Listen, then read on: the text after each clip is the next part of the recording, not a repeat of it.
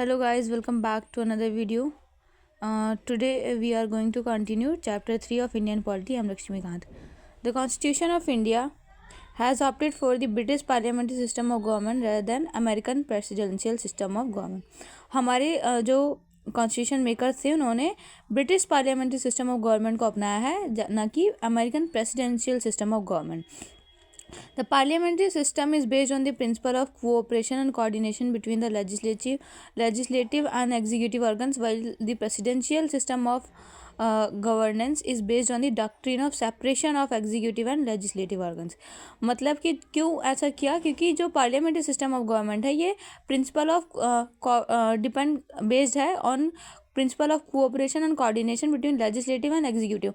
मतलब इसके अंदर लेजिस्लेटिव और एग्जीक्यूटिव ऑर्गन दोनों मिलके काम करते हैं. ठीक है, लेजिस्लेटिव जो आपकी नॉर्मल परमानेंट एग्जीक्यूटिव होती है जो डायरेक्टली इलेक्टेड बाय पीपल होते हैं, और एग्जीक्यूटिव जो परमानेंट आपकी ब्यूरोक्रेसी होती है. ठीक है, उनके दोनों के बीच कोऑपरेशन पे डिपेंड करता है. जो प्रेसिडेंशियल सिस्टम है वो दोनों के सेपरेशन पे बेस्ड है.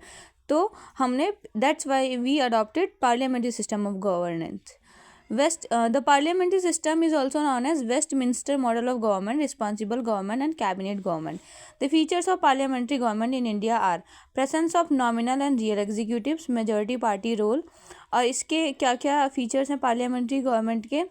इसमें नॉमिनल एंड रियल एग्जीक्यूटिव जैसे कि president, governor, and real executive PM, CM ये प्रेजेंट होते हैं. मेजॉरिटी पार्टी का रूल होता है. Collective responsibility of the executive to the legislature. Executive legislature को कलेक्टिवली रिस्पॉन्सिबल होता है. Membership of the ministers in the legislature. जो मिनिस्टर्स हैं उनकी मेंबरशिप होती है लेजिस्लेचर में. Leadership of the prime minister और द चीफ मिनिस्टर. जो चीफ मिनिस्टर या प्राइम मिनिस्टर होता है वो लीडर होता है. Dissolution of the lower house, और लोकसभा या फिर लोअर हाउस वो it is found to dissolve. For example the Indian parliament. Even though the Indian parliamentary system is largely based on the British pattern, there are some fundamental differences between the two. For example, the Indian parliament is not a sovereign body like the British parliament. Further, the Indian state has an elected head republic, while the British state has hereditary head monarchy. Indian जो parliament है वहाँ वो मतलब कैसे British parliament से different है. देखो, जो इंडियन पार्लियामेंट है ये सॉवरन बॉडी नहीं है जैसे कि ब्रिटिश पार्लियामेंट है. मतलब इसने जो कानून बना दिया उसको कहीं चैलेंज नहीं किया जा सकता. हमारी इंडियन पार्लियामेंट ऐसी नहीं है. उसने जो भी एक्ट, जो भी कानून लॉ बनाया है आप उसको सुप्रीम कोर्ट में जाके चैलेंज कर सकते हो. ठीक है, ब्रिटिश पार्लियामेंट जो है एक सॉवरन बॉडी है, वहाँ पर ऐसा नहीं है. ठीक है, फर्दर जो इंडियन स्टेट का हेड है उसको इलेक्टेड है, रिपब्लिक है, लेकिन जो ब्रिटिश स्टेट का हेड है वो हेरिडिटरी है, मोनार्क है. ठीक है, मोनार्की है वहाँ पे. Synthesis of parliamentary sovereignty and judicial supremacy. The doctrine of sovereignty of parliament is associated with the British parliament, while the principle of judicial supremacy with that of the American Supreme Court. Synthesis of parliamentary sovereignty and judicial supremacy. The doctrine of sovereignty of parliament is associated with the British parliament, while the principle of judicial supremacy is associated with the American system of Supreme Court.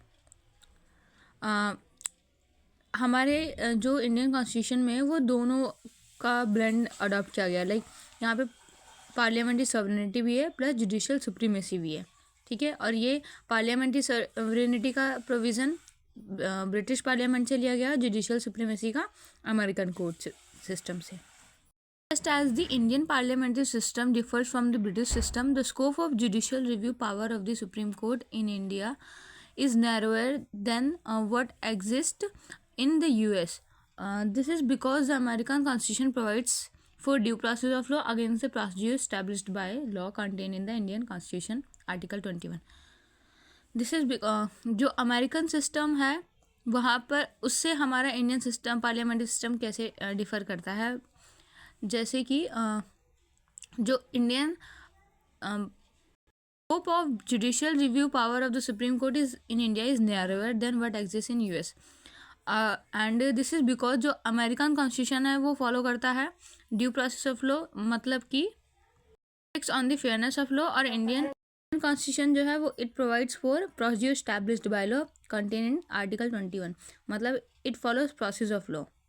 Therefore, the framers of Indian Constitution have preferred a proper synthesis between the British parliamentary system of sovereignty and the American principle of judicial supremacy.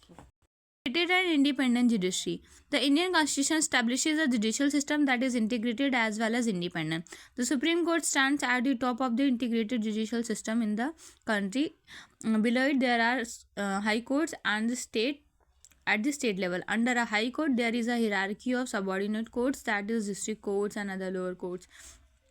This single system of courts enforces both central laws as well as state laws, unlike in USA where the federal laws are implemented by federal court and the state laws are enforced by state judiciary. The Supreme Court is a federal court. क्या है, judiciary जो है integrated भी है and independent भी है. Integrated मतलब supreme court supreme है, देन उसके below high court, then subordinate court, और अपने आप में इंडिपेंडेंट भी है प्लस इंटीग्रेटेड भी है. ठीक है.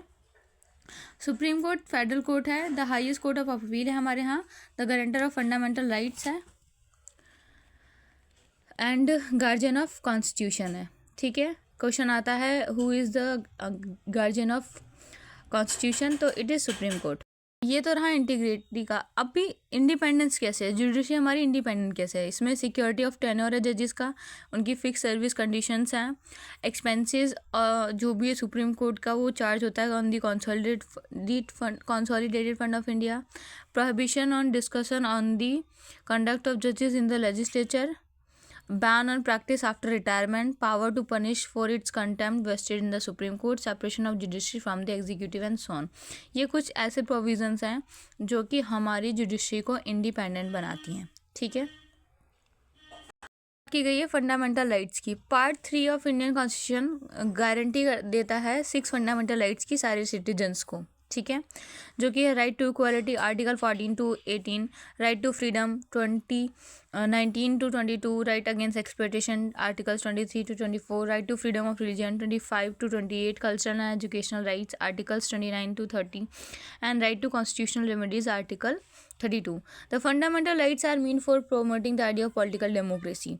They operate as limitations on the tyranny of the executive and the arbitrary laws of the legislature. They are justiciable in nature, they are enforceable by the courts for their violation. Aggrieved person can directly go to the Supreme Court, which can issue writs of habeas corpus, mandamus, prohibition, certiorari and quo warranto for the restoration of this his or her rights. देखो जो fundamental rights हैं हमारे constitution में 6 fundamental rights हमें दिए गए हैं. ठीक है. हमारे कॉन्स्टिट्यूशन मेकर्स द्वारा ये फंडामेंटल राइट्स जो हैं वो पॉलिटिकल डेमोक्रेसी को प्रमोट करते हैं, टिरेनी जो एग्जीक्यूटिव है उसके अगेंस्ट में एक्ट करते हैं, and they are justifiable in nature. मतलब अगर इनका वायलेशन होता है तो इसके लिए आप सुप्रीम कोर्ट डायरेक्टली जा सकते हैं, जो कि कुछ रिट्स जारी करेगी आपके फंडामेंटल राइट्स को इंश्योर करने के लिए.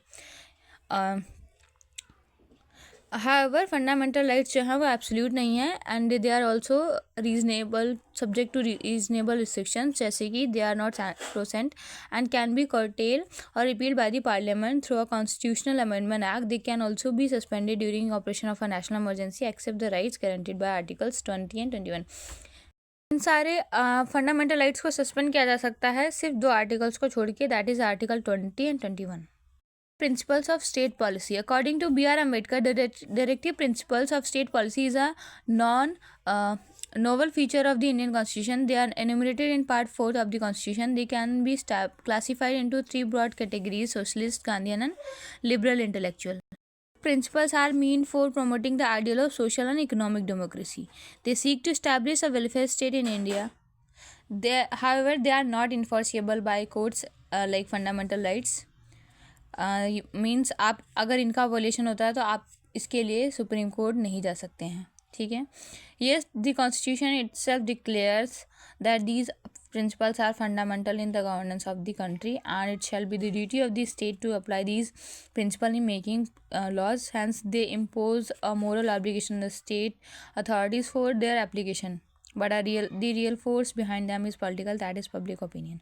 Thermaville's case, 1980.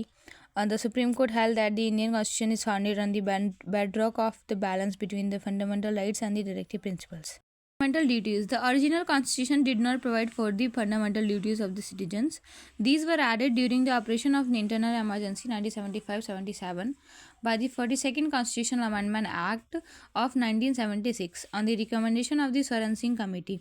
The 86th Constitutional Amendment Act 2002 added one more fundamental duty. जो फंडामेंटल ड्यूटीज़ हैं वो ओरिजिनल कॉन्स्टिट्यूशन में नहीं प्रोवाइड की गई थी. इसको 42nd अमेंडमेंट के द्वारा 1976 में ऐड किया गया था on the recommendation of Swaran Singh committee. 10 fundamental duties were initially incorporated, लेकिन 86 अमेंडमेंट के द्वारा 2002 में एक और फंडामेंटल ड्यूटी को ऐड किया गया. और इन फंडामेंटल ड्यूटीज़ को part 4 A of the Indian constitution में कंटेन किया गया है under article 51A and 11 fundamental duties है इसमें. ठीक है, जैसे कि कौन कौन सी हैं? To respect the constitution, national flag and national anthem, to protect sovereignty, unity and integrity of the country, to promote the spirit of common brotherhood amongst all the people, to preserve the rich heritage of our composite culture, and so on. The fundamental duties serve as a reminder to the citizens that while enjoying their rights, they have also to be quite conscious of the duties they owe for their fellow citizens. However, like the directive principles, the duties are also non-justiciable in nature. So this was our discussion for today. We will continue with this chapter in our next video. Thank you.